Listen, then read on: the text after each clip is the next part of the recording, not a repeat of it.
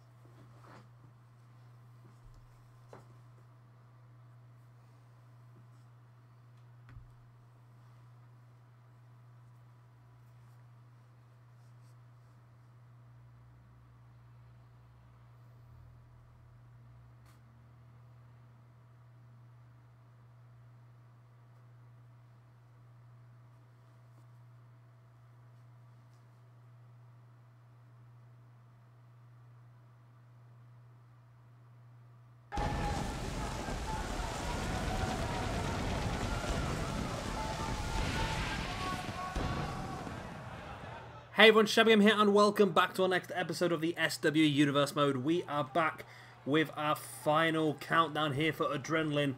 We are building up to our big Shabby Mania pay-per-view at the end of this in-game month and the big finale of this Adenaline Universe Mode. And we're going to start things off here this evening with a big match here between Walter and Daisuke Sekimoto. Right, now the reason behind this match is going to be because PJ Tovey has announced that we are going to have a 6-man elimination table match at Shabby Mania between Japanese Strong Style and of course Ring Kampf along with Oni Lorcan. 3-on-3 elimination table is going to be absolutely insane, and of course this is our best way to build up to it. And we're going to see over the next few weeks a few one-on-one matches between these two stables to see who's just going to pick up the momentum moving into that Shabby Mania pay-per-view. Now, before we get too far into this episode, I want to apologise about the lack of uploads over the past couple of weeks. Essentially, I've just been spending a lot more time at work. We've had a few issues at work, and it's led to me having to do quite a lot of overtime to get the issues sorted. And it just means I haven't had as much time to do the recordings and, of course, the editing and the uploading, which takes a lot of time as well. I'm hopefully going to be back on track now. Which, if this is true and I'm back on track, we should be looking at Shabby Mania maybe next weekend. I don't want to go too push myself too much into it. Possibly though. Possibly I might be able to blitz it out. I don't know. We'll see what happens. It'll be next weekend or the weekend after. But we've got 5 episodes. We've got 4 weekly TV episodes, and then we've got the double episode, which will be Shabby Mania as well. Of course, we'll have to have the I will have to upload that as 2 separate videos because of, well, it just makes it a lot easier for me, to be honest. Plus, it means you guys can break down the watching time as well if you want to watch it all. But we have quite a few big announcements coming for you this evening. We're going to be talking about quite a few of the matches that are booked in for Shabby Mania. And as we saw earlier on, we knew it was supposed to be Joe versus Styles at Shabby Mania, but Joe has issued this challenge earlier on this evening. He has put out this this stipulation he wants AJ to meet, and I assume we might find out from AJ later on this evening whether he has decided to or not. But we do have some big stuff coming up. There is rumour of a Daniel Bryan versus Adam Cole rematch. Due to the circumstances how the match went along, and due to the way that it happened and the fact that there was weapons used, the referee wasn't spotted the weapons being used, and there was a lot of interference from ringside. PJ Tovey's currently looking at ways that he can try and nullify that, so we hopefully find some more stuff about that as we go along. Okay. And this game just completely ruined all of the cutscenes. You never get the cutscenes you want at the right time, and for some reason, these two guys shaking hands, which makes absolutely no sense whatsoever. Well done, game. Well done. But yeah, we've got some big things coming up for you this evening, and we're going to have some huge announcements, like I said, moving forward towards Shabby Mania, including a first time ever match that's going to be happening at Shabby Mania, which we will start to sort out the contenders for later on this evening. Also, off the back of a successful World Cup last month, we're going to be looking at something a little bit different here, which is going to begin in our main event here this evening. And also, we've got a couple of other matches, starting a brand new tournament moving forward towards Shabby Mania as well. So a lot of action coming up for you here this evening, and it's definitely going to be worth a watch here. What a nice clothesline there by Sekimoto, sending Walter to the outside.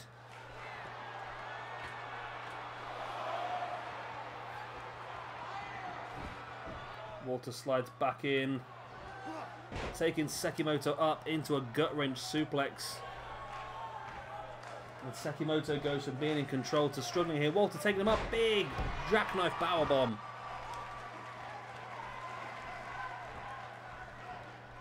Walter now dropping the leg drop. Brings Sekimoto back up to his feet. Springs off the ropes, and both guys shoulder blocking each other, no one going down. We get another attempt, and once again the same thing happens here. But Walter now taking control and just pinging Sekimoto back across the ring before dropping a big leg drop right across the throat. Big strong uppercut there by Sekimoto on Walter, now into a backbreaker.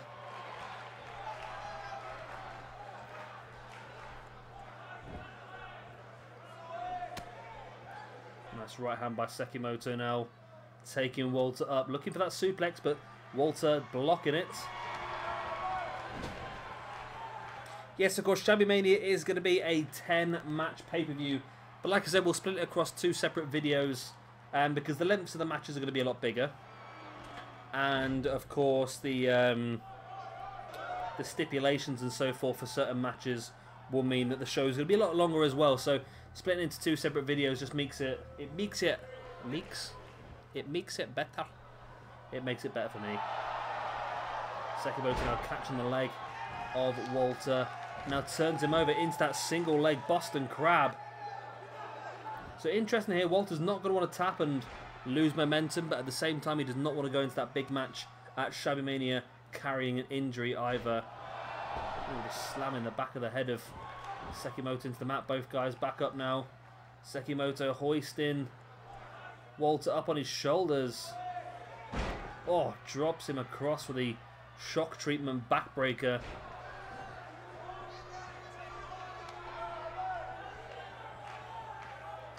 Sekimoto now just twisting the head of Walter. Slamming him back of the head first into the mat as well. But Walter playing possum, taking Sekimoto down. Now trying to take advantage of the situation, hoist him up into a gut-wrench suplex. And which one of these 2 big men will take the momentum forward towards Shabby Mania in that big 6-man elimination match? It's a shame, because what I really wanted to do was a match type that used to exist a couple of years ago on WWE, and that was the 6-man tag elimination chamber, but they took that off for some reason. I don't know why, and it's not a match. I must say I'm really disappointed this year with the match creator, because it just doesn't give you, the sort of freedom that we all hoped it would do. Like, I want to do elimination, I want to do like a Royal Rumble, but I want it to be elimination by pinfall or submission only. That's what I wanted. But of course that wasn't available. Putting women in the Royal Rumble is not available. So it's just there's a lot of very, very simple things that you can't create on this game, but hopefully there's a few things that we can. As I thought Sekimoto had the win there, but Walter kicking out on the brink of a 3.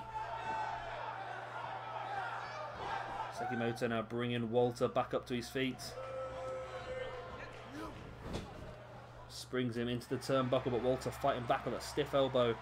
A boot in the gut. Now Walter, we saw a powerbomb earlier. It went for another one, but Sekimoto launched him over his head. And Sekimoto now stalking Walter once again up on the shoulder. We saw this earlier, the inverted Death Valley driver dropping Walter face first into the mat. Sekimoto rolls him over. There's the pin. 1, 2, and 3. And there we go. Daisuke Sekimoto gets the victory in this one and takes the momentum forward towards Shabby Mania. Great win there for Sekimoto.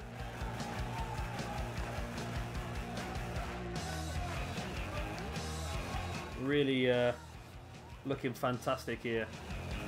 But then, yeah, Walter looked pretty strong himself, but just Sekimoto had that few moves more. He hit 2 of these inverted Death Valley drivers. I thought the first one was going to be enough to finish Walter off. And Walter's no small man.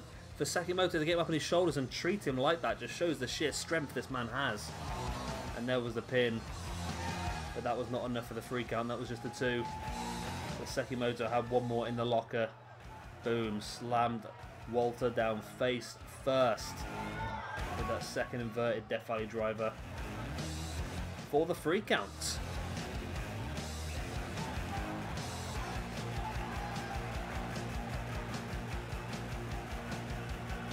Great win here then for Sekimoto.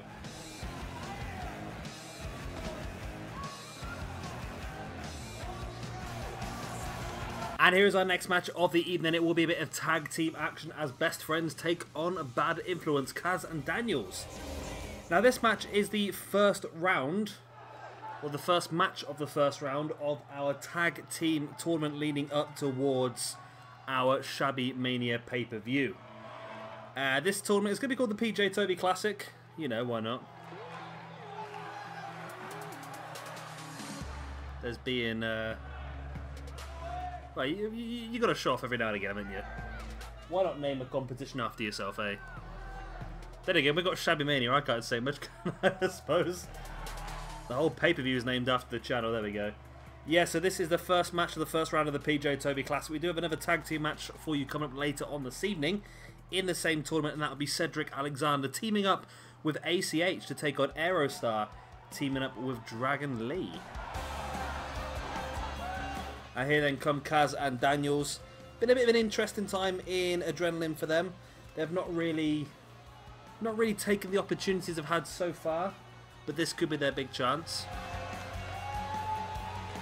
So I say, so far we've seen Red Dragon effectively dominate the tag team division until Kings of Wrestling turned up. Now this tag team tournament is not going to be for the championships, because we believe, we're not 100% sure yet, but we believe that Red Dragon may try and reinforce a rematch clause at Shabby Mania. But that's all in discussion at the moment because, as we've always said, nobody is guaranteed a rematch. You have to earn them normally. So it'll be interesting to see what PJ Tovey comes up with out of that one. But in fairness, Red Dragon were the best tag team around until Kings of Wrestling turned up. So Shabby Mania has got to be your best possible matches. And in fairness, what is better than having your 2 best tag teams against each other, I suppose, if you look at it that way. There's nothing red at the rear, is there? As Kazarian taking control here.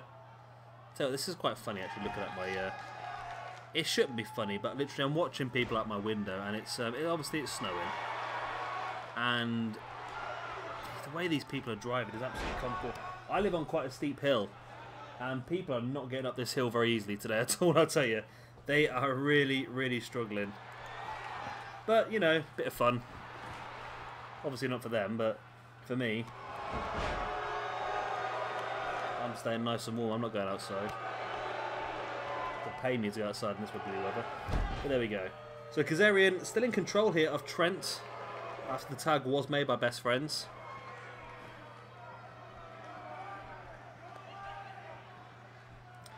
And of course the winners of this one, it's not going to be a set tournament, there's going to be no set brackets. What we'll do is, once we know the... How many teams are there going to be? Okay, what? Oh, you know what? We'll bugger this up. Bugger this... Ah, okay. Okay, this has gone wrong. This has gone wrong. Okay. Okay, right.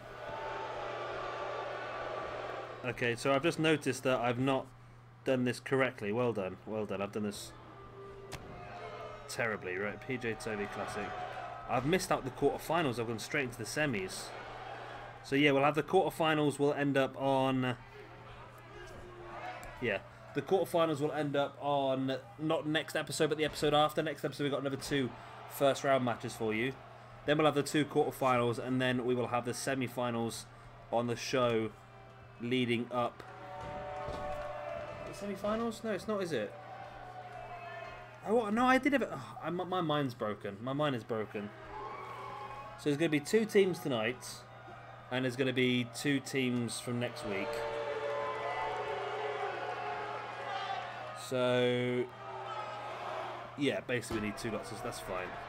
I had it half right. Okay.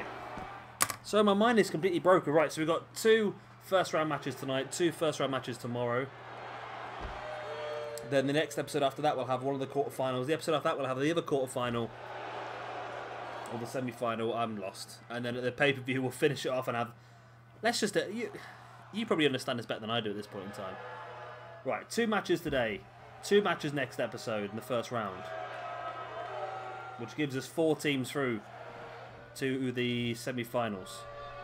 1 semi-final on episode number 3 of this month.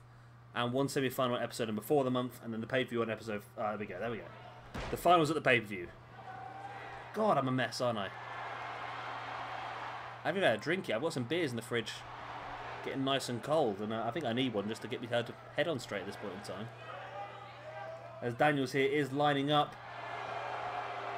Oh, he's just hit Chuck Taylor with his own finish maneuver. The Awful Waffle. That was the Omega Drive, wasn't it? There's the pin. 1, 2. It's only a 1 count. Kazarian just so slow. And that's the one thing that's really frustrated me about tag team matches in this year's game. The defending teammate is always incredibly slow at protecting the pinfall. It does get very, very frustrating. And it is one of the things that I have... so I don't know if you saw it on Twitter, WWE or 2K were doing a survey a couple of weeks back on how to improve the game and what we want to see from next year's game. And I spent a long time filling that out and giving them all the information I possibly could because obviously it's in our interest to get the game better. Whether we do actually get a good game is a different story, like, but I still feel like this game is quite underwhelming. I feel there's a few things that were big issues this year. I think the tag team match quality has not really worked. I think some of the gimmick matches still don't really work. I think Universe Mode has been very, very glitchy. And I still think there's just a few basic improvements they can make, like letting us... Like if they brought back the storyline editor as part of the Universe Mode, that'd be amazing. You could create your own feuds, you could put your own cutscenes where you wanted them, and you could run the show from there.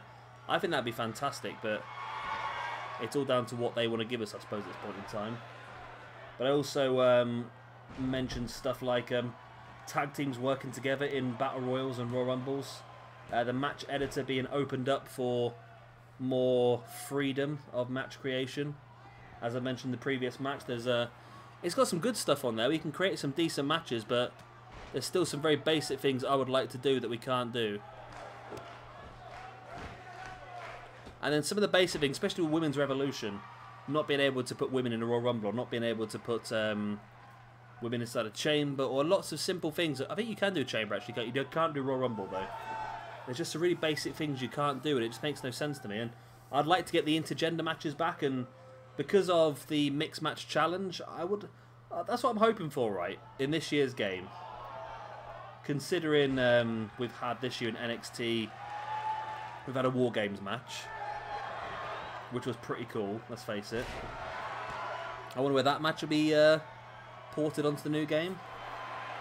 And we already know we're going to get a much bigger and better roster because a lot of people have debuted since then.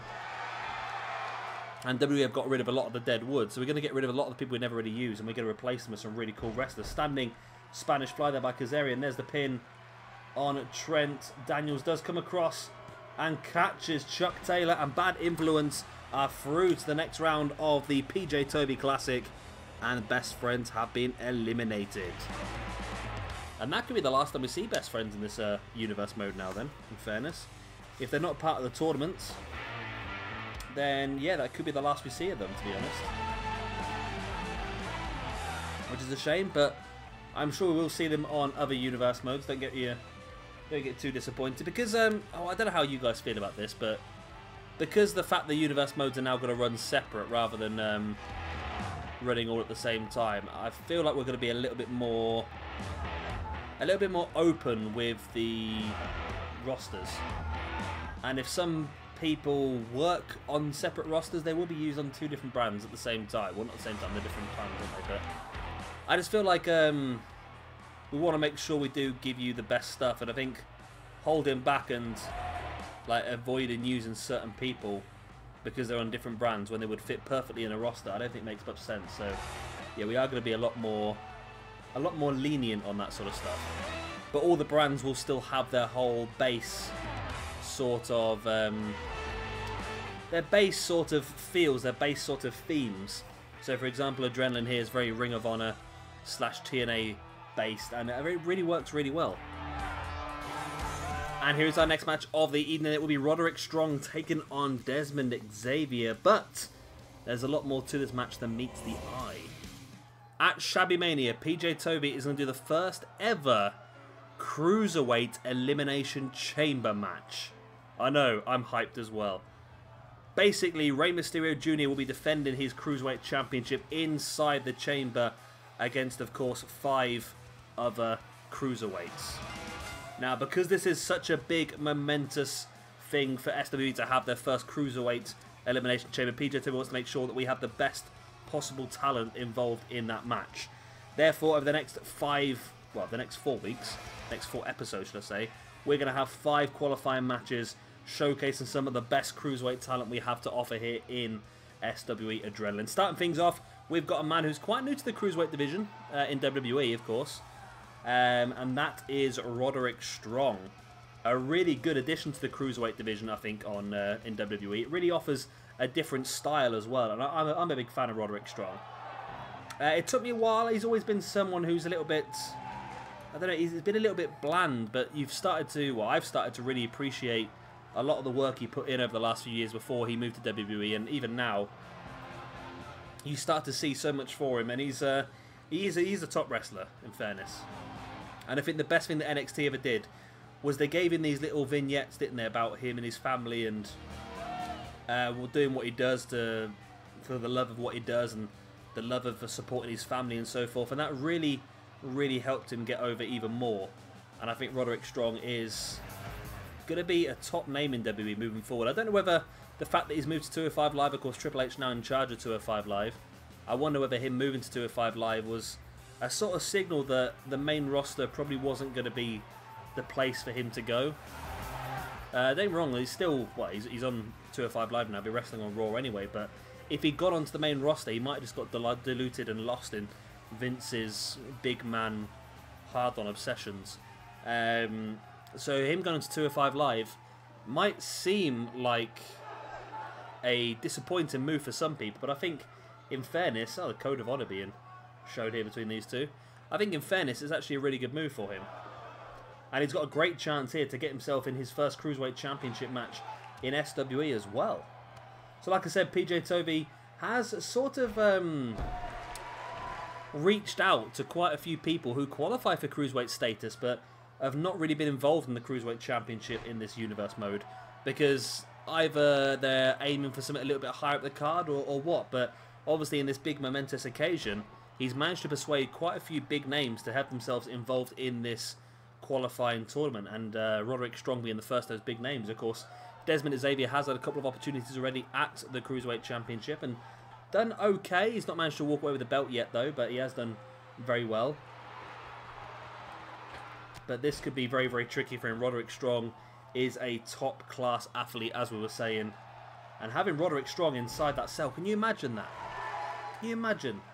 The cell is a structure that is designed to cause havoc and can drastically reduce careers of wrestlers, and to have someone who is an absolute demon with a backbreaker in there as well, I would feel very, very sorry for the other wrestlers if Roderick Strong was to qualify. And you can imagine Desmond Xavier inside the chamber as well.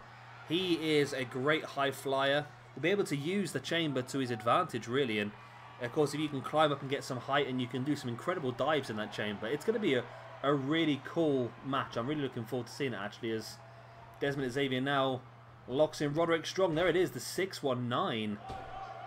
Followed up by a big splash by Desmond and Xavier. Drops into the pin of Roderick strong. 1, 2, and Roderick strong kicks out. Desmond and Xavier really showing his ability here. There's us bigging at Roderick strong before this match and how he's going to move into this division to try and showcase his abilities at the biggest show of them all, Shabby Mania. But at this point in time, he's being completely outshone by one of the mainstays in that division here, Desmond Xavier. There's the Falcon Arrow strong, straight back up though, and completely no sells. It's sending Desmond Xavier into the corner. What's Strong looking for now? What is Strong going to do? He's going to go for a super backbreaker. I think he is, you know. Oh, a backbreaker onto the top turnbuckle pad. Wow. Oh, just about a 2. Brink of a 3. Xavier back up to his feet there, right hand in the gut of Roderick Strong. Xavier with a Pele kick out of nowhere, catching Strong right on the top of the head. There's the pin. 1, 2, and again Roderick Strong kicks out. There wasn't much behind that kick out though.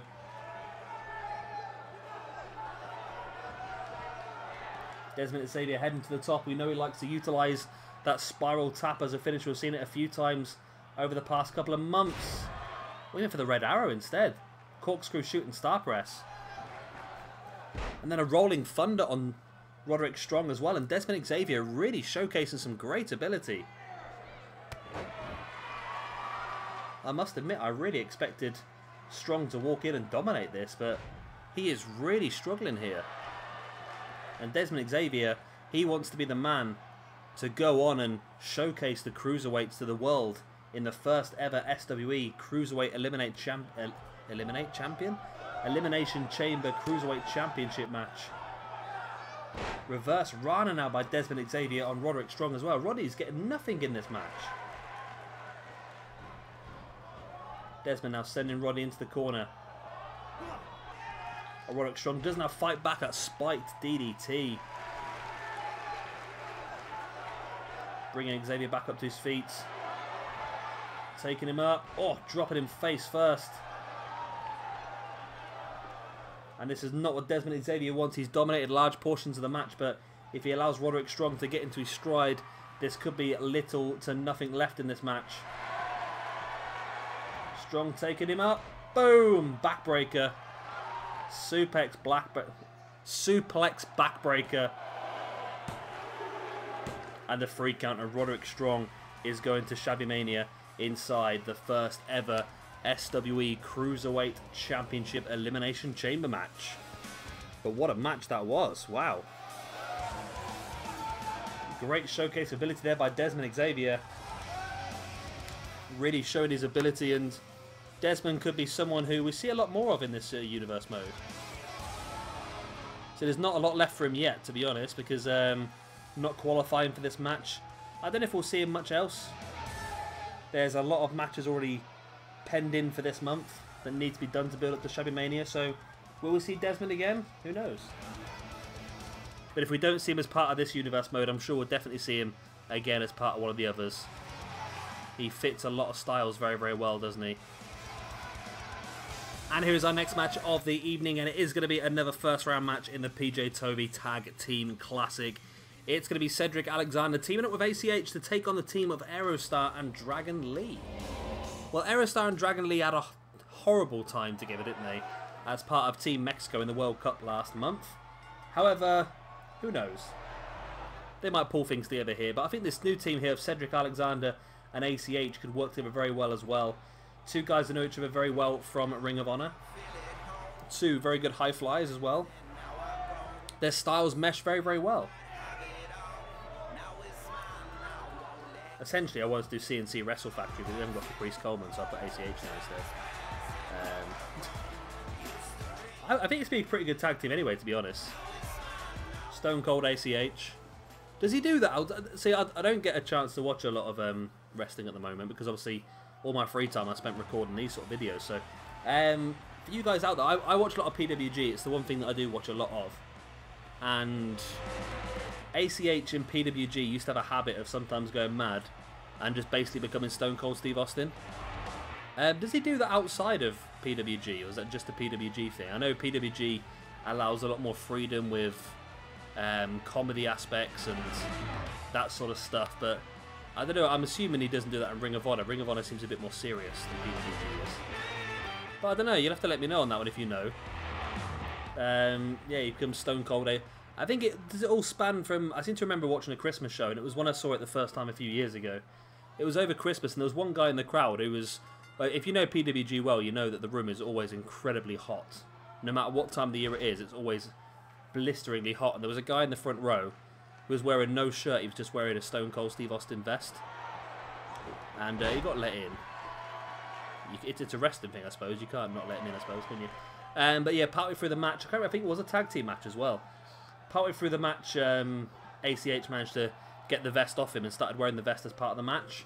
And he did just start recreating all the Stone Cold Steve Austin maneuvers, which of course the chant is normally Go Go ACH, but it got changed to Stone Cold ACH. Then from that point on, every time he appeared in PWG, he used to do a lot of that sort of stuff, just replicating a lot of Stone Cold Steve Austin's moveset, which is pretty cool. I can't remember who it was as well. He was tagging with someone once who decided to become The Rock afterwards. I can't remember who it was now. It might have been like Rich Swann or someone maybe.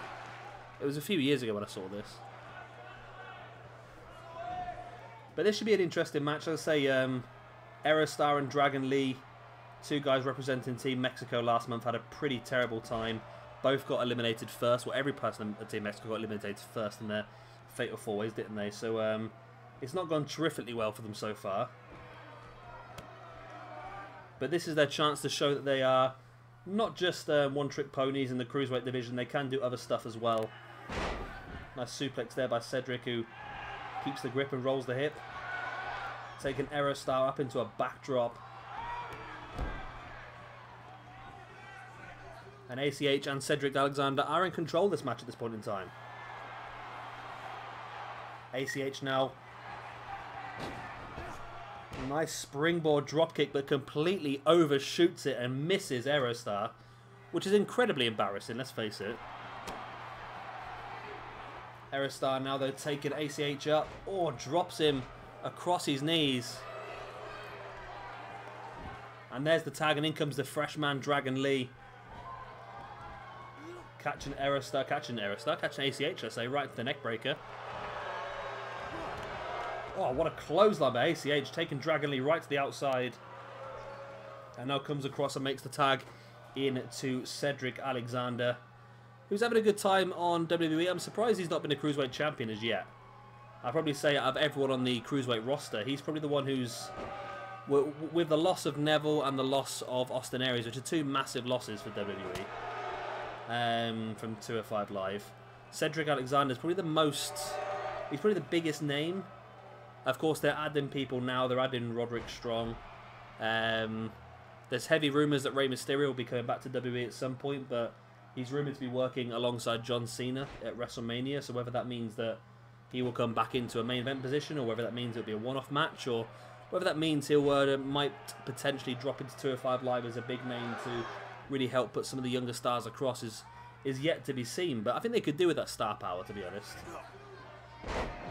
Because one of the bigger problems that 205 Live has is that it's recorded straight after SmackDown, and a lot of people, as soon as SmackDown are finished, are going home and missing 205 Live. So if they had a bit of star power, like a Rey Mysterio, who could keep the fans there to watch the whole show, I think that would work really, really well. In comes ACH now from the tag in from Cedric Alexander. Oh wow, the snow's coming down heavy again now. Looks like I'm going to be stuck recording all weekend. What a shame. And ACH and Cedric Alexander have taken the most of the control of this match. And like I said, the second round is not set. So the winner of this match won't necessarily face up against Kaz and Daniels. It will be drawn out of a hat a bit closer to the time, once we know the four teams. And I'll give you a little bit of a, it's not a spoiler as such, but a little bit of a build-up for next week. One of the teams next week will debut a brand new member to the Adenaline roster. One of the guys is recently added to the Adenaline roster, and the other one has never been on Adenaline before. So, no spoilers on that, who it is going to be, but definitely worth checking out the next episode, which will hopefully be uploaded tomorrow. I'm assuming this is being uploaded on the Saturday, if I've got my scheduling correct, which means that the next episode will come up on the Sunday. So check that out. And again, the team of ACH and Alexander just dominating. ACH now, oh nice. Flatliner to the kneeling Dragon Lee, face first into the mat. ACH now stalking Dragon Lee. And there is the... well, that's Page's finished maneuver, isn't it? That's a Rampage. There's the pin. Cedric blocked off by the... As I was saying in the previous match earlier on tonight, the way that tag team matches don't seem to work when they don't defend the pin just still really frustrates me. Dragon screw there by Dragon Lee on ACH, while Cedric Alexander demolishing Aerostar. And then Alexander comes flying across and does just about manage to halter Dragon Lee. Referee having a go at Cedric, telling him to get out the ring, which he does just as well, because I've had people in the past that get glitched out and they can't get out the ring, and then they end up getting disqualified. So Aerostar's down on the outside now due to that attack by Cedric, and if they can hit another big move here on Dragon Lee, the team of Alexander and ACH could be going to the second round. And I'm just thinking about some of the matches that could happen. I'll tell you one of the matches that is going to happen next week in the tag team tournament, and that is going to be Motor City Machine Guns versus Sonjay Dutt and Jay Lethal. So a very retro TNA-esque tag team match for you there. And the other one, like I said, I'm not going to spoil that one yet because it does involve a debuting wrestler who's never been in Adenaline before. Nice spinning neckbreaker there by Cedric into the pin. 1, 2. Oh, and Dragon Lee just about kicked out. 2.5. Cedric a boot in the spine of Dragon Lee now. Heads over the top. Willing Dragon Lee back up to his feet. Springboard forearm.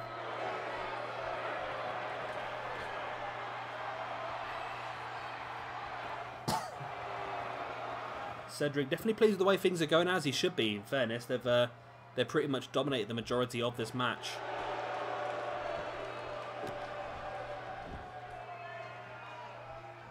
Cedric now bringing Dragon Lee back up to a kneeling base. Went for the chop, but Dragon Lee rolled out the way then. There we go. Talking of Stone Cold CH, it's Stone Cold Dragon Lee here with the Fez press and the punches.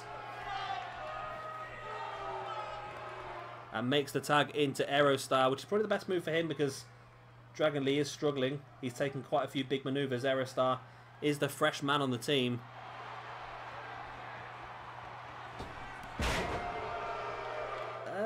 Did he get all that he wanted? I don't know, he got some of it. Cedric's going to help him out and sell it anyway. Cedric's back up on his feet. Oh, catches Aerostar with that forearm. Now Cedric's stalking Aerostar. We're going to see a lumbar check here. We do a lumbar check by Cedric Alexander on Aerostar. Can he drop into the pin? No, he's too busy taunting the crowd. And Aerostar slowly gets back up to his feet, and oh, that's because he's got a... You know, they always regard a comeback as more important than a pin. It's stupid. You usually finish a maneuver like that, and then you're too busy doing the comeback to actually do the pin.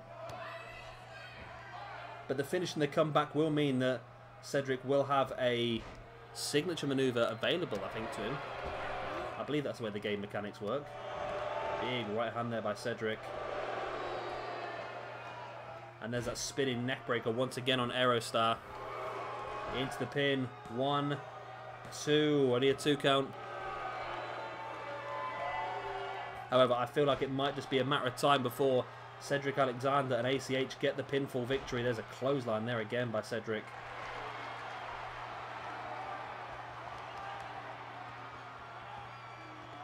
He's now just twisting the head of Aerostar.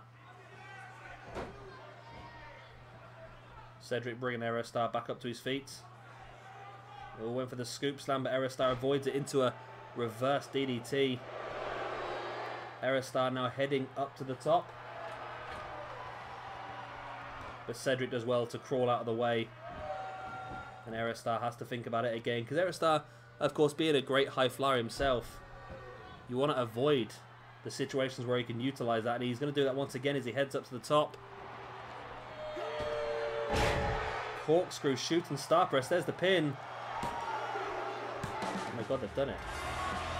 I've actually done it. After being absolutely hammered for the whole match, Aerostar and Dragon Lee have just got past the team of ACH and Cedric Alexander. Wow. What a great bit of play that was. They got hammered the whole match. But as I was saying, Aerostar, if he gets himself in one of those dangerous situations, the big dives, he can take full advantage, and that's exactly what he did. He took full advantage, and he got the pinfall victory. ACH was too slow in the ring. Dragon Lee did a good job of blocking him off. And there we go. Aerostar and Dragon Lee go on to the semi-finals.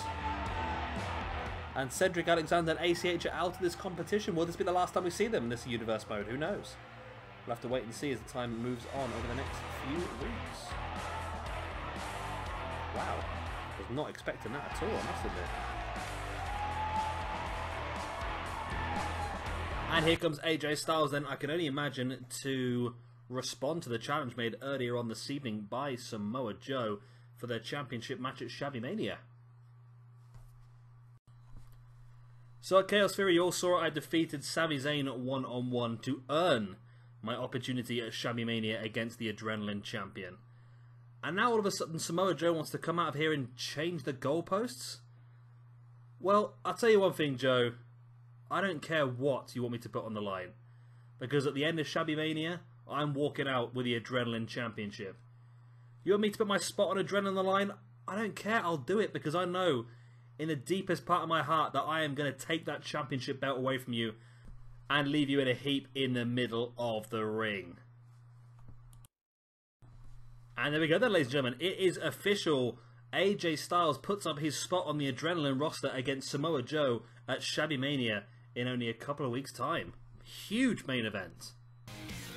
And now it's time then for our main event of the evening. It is going to be Aries versus Sami Zayn in a submissions match. Now, after the success last month of the World Cup we had, PJ Tovey wanted to continue on with that little competition theme. So this month we are going for Ring of Honor versus TNA. So at the pay-per-view we are going to have a 4-on-4 tag team match between Ring of Honor and TNA. And over the next 4 episodes, we're going to be finding out who are on the teams. Now, in this first match, we have got Aries here representing TNA. Now, he could have gone either way. Former Ring of Honor champion, former TNA champion, currently working in TNA after his little stint with WWE.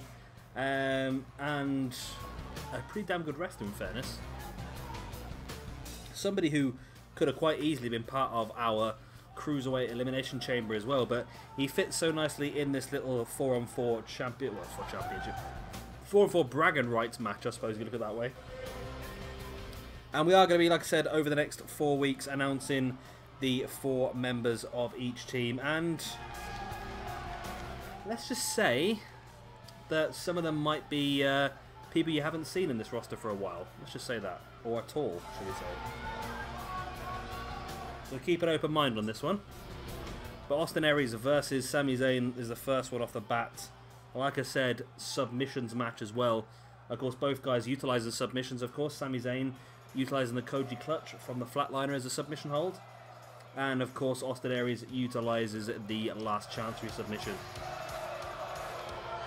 There he is then, Montreal's own. I mispronounced then. I must admit I've had 4 beers in between the last match and this one. I am going to make a point there, say that I did have a break between the two. I didn't just down 4 beers in the loading screen, because that'd be pretty interesting. But no, I've had a bit of a break. I had my dinner and that, and I've had a couple of beers, watching some YouTube videos myself, and yeah. Hopefully we're going to get through this one without me slurring too many words. I'm alright. It's only 4 beers, there's nothing in it really. Ah, lovely. It is Friday night, I'm treating myself. Well, it's It's Saturday night for you guys. I'm recording this very, very close to... This is why I keep getting myself in trouble, you know. I'm trying to upload this for you on Saturday. It's taken me 2 or 3 hours to get all the recordings done. By the time I've done the editing and done the promos, it's another 2 or 3 hours. Then upload takes 3 or 4 hours. It just takes so bloody long to do these bloody episodes. That's why, like I said, it's been a bit difficult for me with work the last few weeks. But hopefully I'm back on... Wow. I thought Sami was going to go straight for the Koji clutch then straight off the bat. Yeah, like I said, that's the reason why it's been so difficult for me to get many episodes up the last couple of weeks. But hopefully I'm over the end of it now with work and it's going to be a little bit more easier. And we won't have so much time difference between episodes. I plan on getting Adenaline finished within the next 3 weeks, basically. It's still been pretty busy at work, so I might have to stick to just weekend uploads of this, but Saturday and Sunday for definite, which it would work out pretty well. It means that this weekend we've got 2 episodes, next weekend we've got 2 episodes, and then the weekend after we're going to have both Shabby Mania episodes, which would be pretty cool. Then we can hopefully kick off with our next Universe Modes week after that, which I think I've already announced once or twice already is going to be Octane. I've got it all written out and planned to go. It's going to be a massive one, that Octane one. I'm really looking forward to it. It's going to have a lot of really interesting stuff going on, that Octane one. Maybe a few curveballs you didn't see coming. It's been a little bit ruined by current realistic events, but still, it's going to be fine. So I look like I'm copying people, I'm not. Nice big right hand there by Sami. Known to that half and half suplex on Austin Aries. Sami now over the top with a cutter on Aries as well. And locks it straight into a Boston grab. Like I said, this is a submissions match, so the damage can be done early on. You might not get the submission straight away, but weakening the body for later attacks. Definitely a wise maneuver by Sami Zayn. Yeah, the idea is just to lock in as many submissions as you can, I suppose. Sami slowly back up to his feet. Big elbow in the gut and another one as well on Austin Aries. But Aries fighting back, sending Sami off the rope. Sami come back and nice strong shoulder block and straight into a Blue Thunder bomb by Sami. But of course he can't hold it for the pin because there are no pinfalls. Submissions only. And now Sami twisting that arm back and wrenching back at the neck. Not ready to go for a Koji clutch at this point in time by the sounds of it. As Aries does manage to break free. And of course another man who would have been perfect for this tournament would have probably been Daniel Bryan. But of course as the Intercontinental Champion now, he might have to, well, he's going to have to defend that belt at the pay-per-view as we discussed earlier on. PJ Tovey is debating with the rematch for Adam Cole based on what happened at the previous pay-per-view and what happened with the interference and so forth, and the chair used by Daniel Bryan during that match. Granted, it was probably deserved the way that Undisputed Era had treated people over the last few months. It was nice to see them get a bit of retribution, get a bit of an attack back on themselves, but it's a championship match and it wasn't ideally 100% fair, was it? So chances are we probably will see a Daniel Bryan versus Adam Cole match again at the pay-per-view. But we'll have to wait and see what happens over the next few episodes and see if that match is announced officially by PJ Tovey. There's the flatliner into the Koji clutch here by Sami Zayn. Of course, there's nothing up for grabs in this match. It is going to be 4-4 no matter what. It's all about the momentum, and the momentum is going with Sami Zayn. There we go. A big win there for Austin Aries, actually. Really big win. Wow. I'm not saying that I didn't think Sami was going to get the win, don't get me wrong, but Austin Aries is a highly capable wrestler as well, and I just thought that Austin might pip this one. He's had a very good Universe mode so far. But Sami Zayn showing that he should be at the top end. Of course, he had that loss last episode at the pay-per-view Chaos Theory against AJ Styles in the #1 contendership match. And he's managed to get straight back on the horse here with this big victory over Austin Aries. So guys, that's the end of this episode. I hope you have enjoyed it. Of course, if you have, then please do be sure to hit a like and of course subscribe if you want to see some more. Of course, you're not going to want to miss the next episode. We're going to continue on with the PJ Tovey Classic Tag Team Tournament. As I said, there will be a big surprise in that episode, including a brand new member to the Adenaline roster. Also, we're going to have another Elimination Chamber qualifying match for the Cruiserweight Championship. Also, we're going to have a Feast or Fired match next episode as well. So essentially, it's a triple threat match. The winner will get an opportunity at Samoa Joe's Championship, and the loser will be banned from SWE for good. So it's a big match, that one. Of course, that'll be in next episode as well, so don't miss out on that, as well as another Ring of Honor versus TNA match. Like I said, that should be uploaded for you tomorrow at roughly the same time, so keep an eye out.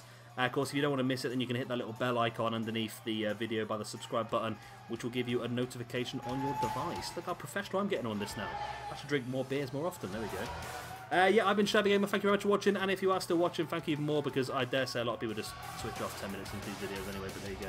And I'll see you all tomorrow. Bye. That was a weird ending, wasn't it? Oh, that's fair enough. The one, two,